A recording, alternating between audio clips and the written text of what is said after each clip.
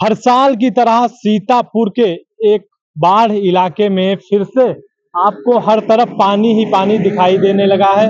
अभी हल्की सी बरसात हुई है लेकिन आपको पानी किस कदर देख सकते हैं कि शारदा नहर का पानी गांवों की तरफ रुख करने लगा है। और हम मौजूद हैं रेउसा इलाके के उस गांव में जहां पर हर साल बाढ़ की विभीषिका से लोग जूझते हैं और उनको बचाने के लिए यहाँ पर काफी प्रयास किए जाते हैं, लेकिन वो सब प्रयास नाकाफी ही साबित होते हैं। आपको यह भी बता दें कि बाढ़ के पानी को लेकर प्रशासनिक से लगाकर जो जनप्रतिनिधि हैं वह भी इधर भ्रमण करते हैं, लेकिन जो बाढ़ के कैदी बन के रह जाते हैं ग्रामीण यहाँ के, उनकी सुध लेने वाला कोई नहीं है। क्योंकि आपको बता दें हर साल सरकार करोड़ों रुपए खर्च करती है बाढ़ पीड़ितों की मदद के लिए, लेकिन उन तक मदद कितनी पहुंचती है यह बाढ़ पीड़ित ही बता सकते हैं। फिलहाल हम बातचीत आज करेंगे, रालोद के प्रदेश सचिव हैं और किसान नेता भी हैं। बातचीत कर लेते हैं कि हर साल यहाँ पर इस क्षेत्र में बाढ़ आती है, कई गांव कट जाते हैं। क्या लगता है आपको, कितना सहायता सरकार इधर देती है? क्या कुछ अधिकारी मदद करते हैं? देखिए, सरकारें जो भी होती हैं वेलफेयर स्कीम चलाती हैं, लोक कल्याणकारी योजनाएं जो हैं वो सरकार चाहे जो हो, जब भी बाढ़ होती है, सूखा होता है तो सरकार अपने स्तर पर प्रयास करती है। ये आप देखेंगे लंबी दूर तक आपको घाघरा शारदा का ये जो इलाका है, किलोमीटरों लंबा ये बाढ़ का एरिया हो जाता है। गांव के गांव रंडाकोड़ एक बड़ी ग्राम सभा है, उसके 10-12-15 मजरे हैं, वो सब डूब जाते हैं। गांव में पानी बुरी तरीके से भरता है और घरों के भीतर तक पानी भरता है और लोग सड़कों पर आकर के पल्ली डाल के रहते हैं। लेकिन प्रशासनिक अमला जो है उसकी कार्यशैली एक जैसी रहती है, सरकार चाहे जिसकी रहे। प्रशासनिक अधिकारी तब जागते हैं, वो उनकी नींद तब टूटती है जब बाढ़ का पानी घरों में घुस जाता है, लोग सड़क पर पल्ली डाल के रहने लगते हैं। तब जो राजनीतिक लोग हैं वो अपने स्तर पर पूड़ी पैकेट और लंच पैकेट और बिस्किट और दूध बांटने का काम करते हैं। प्रशासनिक अमला जो है वो पूरा योजना को डकारने का काम करता है, हजम करने का काम करता है। वो पूड़ी के पैकेट, लंच पैकेट कागज पर बनते हैं, कागज पर बंटते हैं। कोई न तो मोमबत्ती, न माचिस, न लाइचना।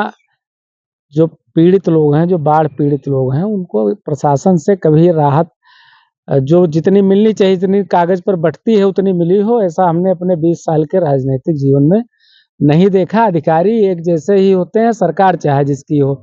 अभी बाढ़ धीरे धीरे बैराज से पानी छूटा, जल स्तर बढ़ना शुरू हुआ, अधिकारी तहसील में आराम से सो रहे हैं।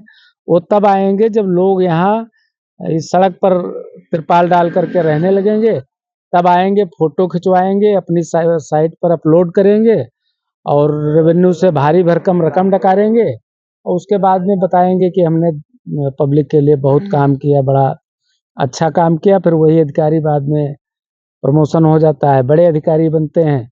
चूंकि छोटे अधिकारी होते तब से उनको लूटने का अनुभव होता है, जब बड़े अधिकारी हो जाते हैं तो उनका हिस्सा उनके ऑफिस तक पहुंचता है। तो ये लूट का एक पूरा तंत्र है जो भारत में प्रशासनिक अधिकारियों द्वारा किया जाता है। नेताओं की नीयत चाहे जितनी अच्छी हो जाए, जब तक अधिकारी सुधरेंगे नहीं तब तक पीड़ित को कोई लाभ मिले ऐसा मुझको दिखाई देता नहीं।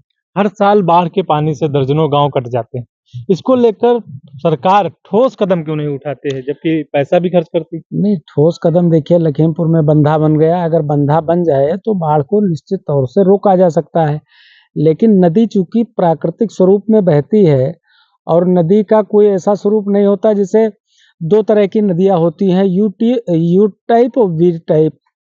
तो बी शेप की जो नदियां होती हैं, जो उथली नदियां होती हैं, हमारी घाघरा और शारदा नदियां जो हैं, उनका जो साइज है वो बी साइज है।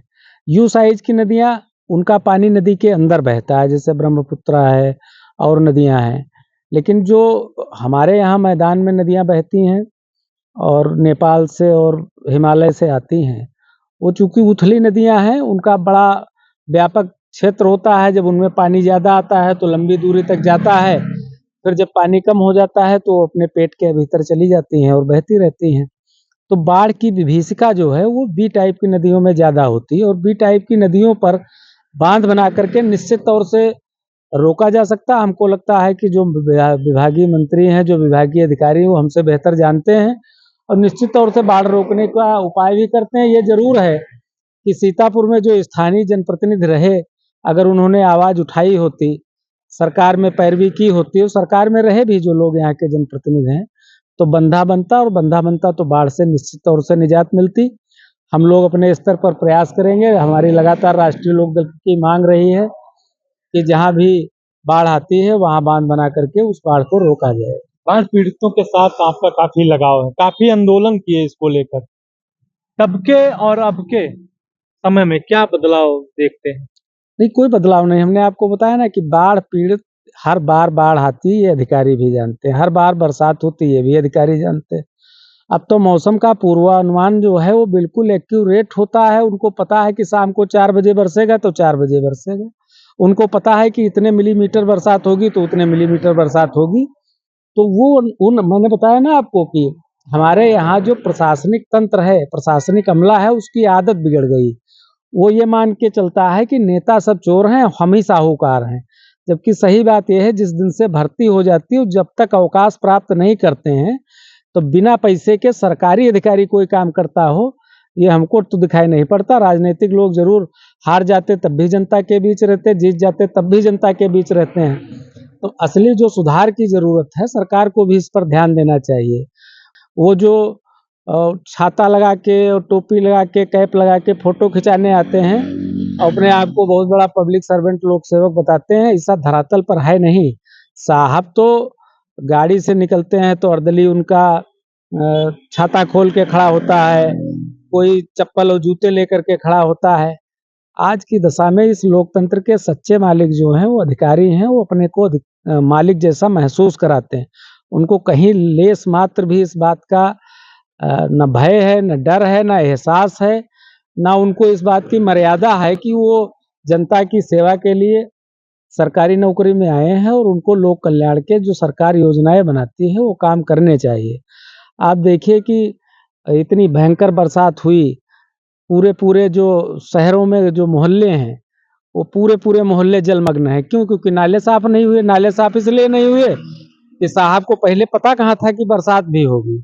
अब जब बरसात हो गई है, मोहल्लों में पानी भर गया है, तब साहब को ये याद आया है कि बरसात होगी। बरसात हो चुकी है और वो जब नाला सफाई के लिए निकले हैं, तो उन नालों पर जो भूमाफिया हैं, जिन्होंने अतिक्रमण कर रखा है, जिन्होंने सड़कें पाट रखी, नाले पाट रखे हैं, वही छाता लगा करके साहब के बगल में है। साहब के बगल में जो लोग खड़े हैं, उनकी हिस्ट्री सीट खुली है। हिस्ट्री सीटर और भूमाफिया प्रशासनिक अधिकारियों के साथ बाढ़ जो गांव, जो मोहल्लों में पानी भरा है, उसकी समस्या का समाधान खोज रहे हैं, तो कैसे समाधान होगा? इस प्रशासनिक तंत्र को सुधारने की जरूरत है, आवश्यकता है। हम लोग अपने स्तर पर प्रयास कर रहे हैं। हमको निश्चित ये भरोसा है कि सरकार भी इस दिशा में सोचेगी। इस इलाके में जब बाढ़ का पानी ज्यादा भर जाता है तो ऐसे ही लोग रास्ता पार करते हैं इस नाव से।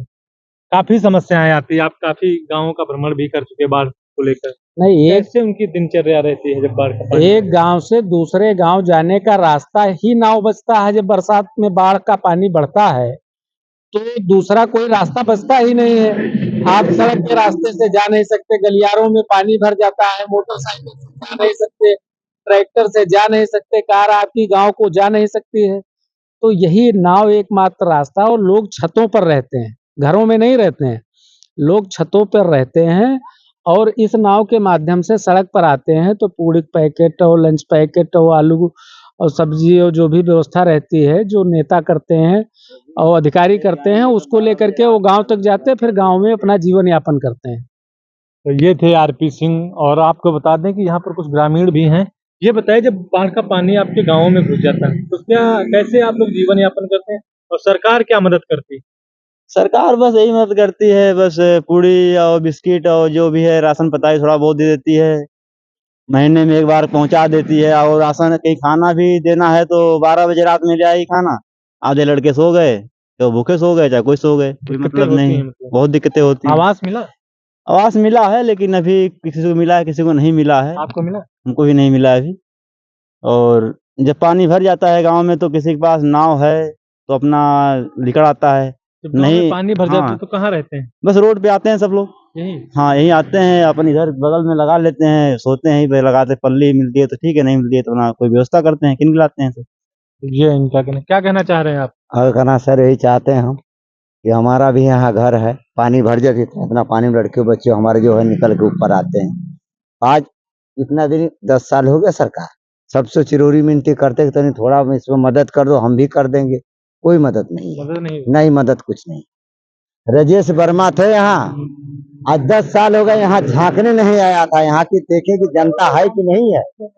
राजेश वर्मा झांकने नहीं आया 10 साल में। इस बार तो हार गए हो। हाँ, हार जाएगा, फिर ये भी हार जाएगा, ये भी हारेगा। नहीं आता है यहाँ, कोई देखने नहीं आता है कि कैसे रहते कैसे नहीं रहते, ये भी हारेगा। तो ये पीड़ितों का आक्रोश हाँ। है, ये बाढ़ पीड़ित हैं, हर साल इस क्षेत्र में बाढ़ आती है, बाढ़ का पानी गांव में घुस जाते हैं और वह लोग सड़क पर रहने को मजबूर हो जाते हैं तंबू लगा के। फिलहाल सरकार एक तरफ दावा जरूर करती है बाढ़ पीड़ितों को मदद पहुंचाने का, लेकिन वो कितना दावा उनका सही होता है या बाढ़ पीड़ित ने आपको बताया है। वीटीवी न्यूज से विपिन राजवंशी, सीतापुर। रेल सफर का एहसास होगा अब रेल कोच रेस्टोरेंट के साथ। सीतापुर के सिधौली में पहली बार खुलने जा रहा 2 कोच वाला पहला रेल कोच रेस्टोरेंट, जहां मिलेगा आपको लजीज व्यंजनों के साथ एयर कंडीशनर एनवायरनमेंट। और इतना ही नहीं, यहाँ आप बर्थडे पार्टीज, मुंडन पार्टीज के लिए भी बुकिंग कर सकेंगे और यहाँ आपकी अपनी दुकान के लिए भी स्पेस उपलब्ध है। सिधौली स्टेशन प्लेटफॉर्म पर तैयार हो रहा rail coach restaurant, royal train cuisine restaurant near railway station Sidhauli.